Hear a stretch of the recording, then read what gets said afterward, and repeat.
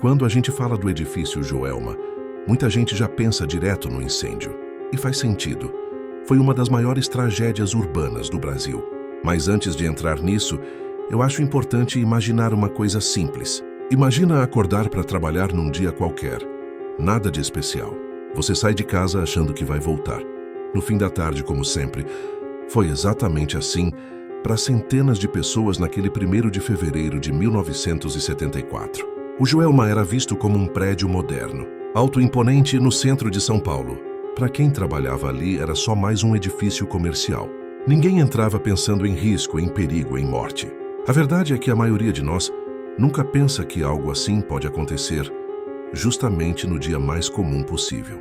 E talvez esse seja o detalhe mais assustador de todos. O incêndio começou de uma forma quase ridícula de tão simples, um curto-circuito.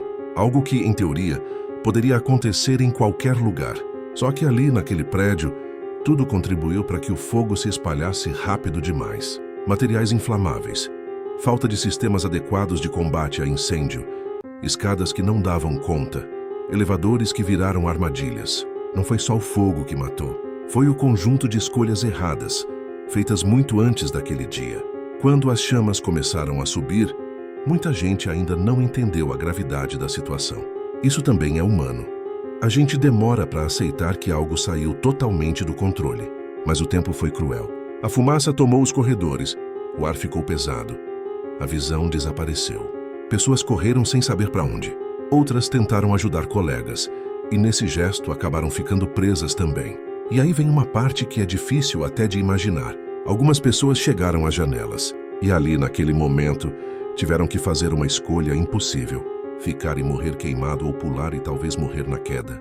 Não é desespero irracional, é cálculo feito em segundos. Quem nunca parou para pensar nisso não entende o peso dessa decisão. O centro de São Paulo assistiu a corpos caindo do alto do prédio em silêncio. Não tinha como fingir que aquilo não estava acontecendo. Depois que tudo acabou, vieram os números. Mais de 180 mortos. Centenas de feridos. Mas número não chora, não sofre, não deixa saudade. Por isso, falar só em estatística sempre é insuficiente. Cada número ali era uma pessoa com história, família, planos. E mesmo assim, o tempo fez o que sempre tenta fazer: seguir em frente. O prédio foi reformado, mudou de nome, ganhou outra função. A cidade continuou. Só que nem todo mundo seguiu. Durante o resgate, algo chamou a atenção. 13 corpos foram encontrados dentro de um elevador. Estavam tão carbonizados que não foi possível identificar quem eram. Não havia documentos. Nenhum parente apareceu. Nenhum nome pôde ser ligado àquelas pessoas. Esses 13 foram enterrados juntos como indigentes no cemitério São Pedro. E aqui é importante deixar claro: isso não é lenda, não é boato, não é invenção. Isso é fato histórico. A partir daí começaram a ser chamados de as 13 almas do Joelma. Não porque alguém decidiu criar uma história sobrenatural, mas porque, de alguma forma, essas vidas ficaram suspensas entre existir e ser esquecidas. Com o tempo, pessoas começaram a visitar o túmulo. Algumas deixavam água, outras velas. Não por medo, mas por empatia. Porque existe algo profundamente humano em olhar para um lugar assim e pensar: alguém viveu, morreu e ninguém sabe quem foi. E talvez seja aí que nasce o desconforto. Porque, no fundo, isso poderia acontecer com qualquer um. O filósofo Jean-Paul Sartre dizia que o ser humano é responsável por aquilo que faz com o que fizeram dele.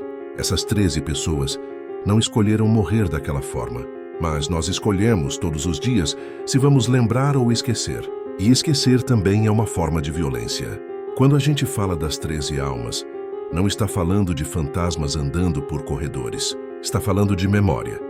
Está falando de quantas vidas passam pelo mundo sem deixar registro. De quantas pessoas viram apenas um número depois que morrem. O incêndio do Joelma mudou leis, mudou regras, mudou procedimentos. Mas essas mudanças nasceram da perda. Hoje muita gente passa pelo local sem saber o que aconteceu ali.